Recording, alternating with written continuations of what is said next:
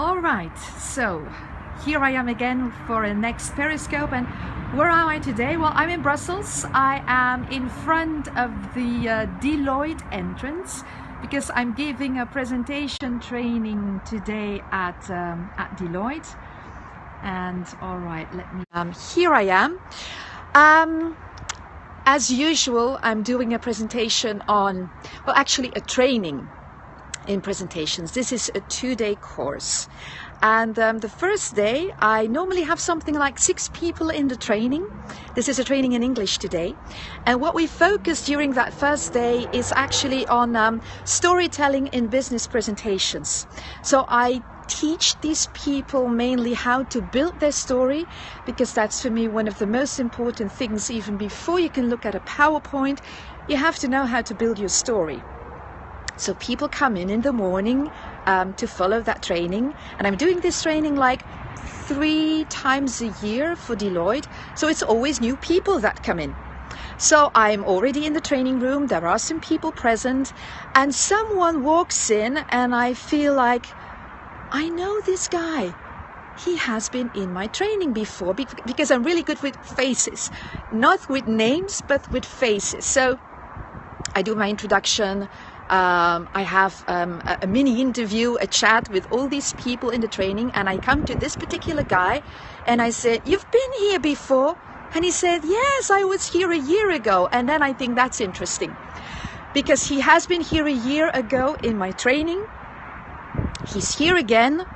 I'm going to use this for a Periscope, because I want him to tell me what has he actually learned in the previous session, what is he doing now, and why is he in the training again.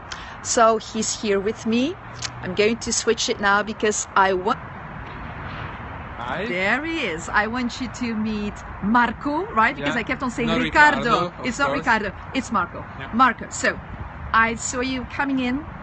I said, "I know you, you've been in my training," and then we met again. Yeah. And you said, "Yes, I was in the training a year ago." And then my next question was, so why are you here again?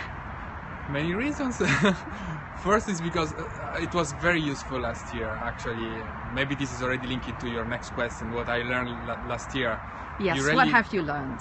Gave me the possibility to understand what is PowerPoint. It's just a presentation, it's just an object, and distinguish the PowerPoint from the presentation itself, and really then focusing on presenting and focusing on having a strong story instead of having beautiful slides. That is most worth. And I learned many things from. I really took. What's actually the main thing that you have changed if you had to do after the training a next presentation? What's the main thing that was different for you? Think before writing. All right, PowerPoint. So great. really having like visual. Yeah. One page for me, Yeah. but that resumes all the things that I'm going to Yeah. put in the presentation. Now we have it's lunchtime now. We have actually have had again half a day training. Yeah. We have focused the morning especially on the individual styles of people, because I believe that every speaker, let me switch again.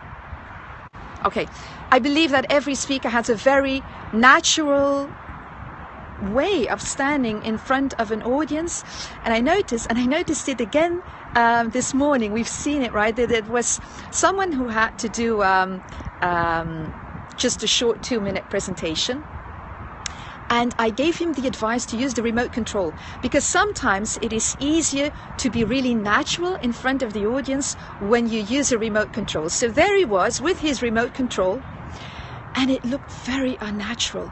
He held the remote control like it was something life-saving. This is something I can hold on to.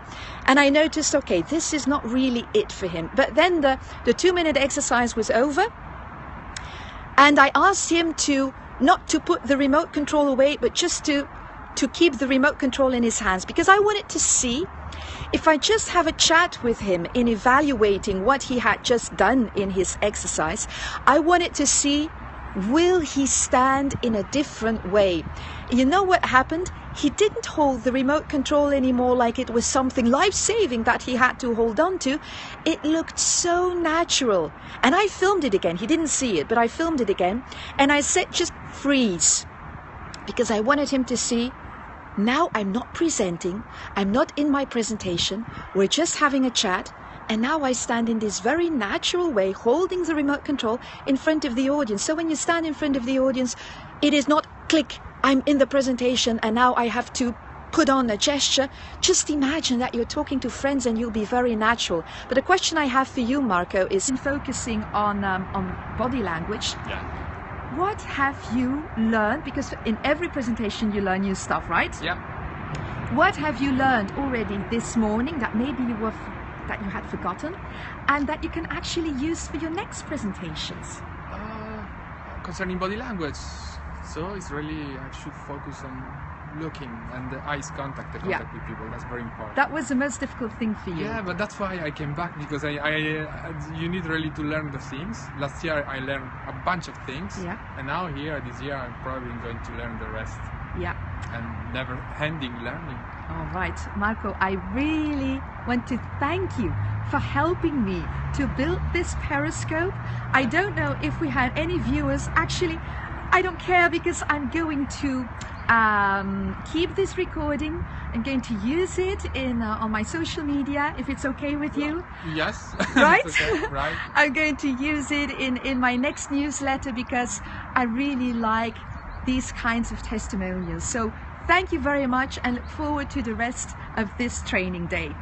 Yeah, let's Bye-bye. enjoy. Bye-bye. Bye.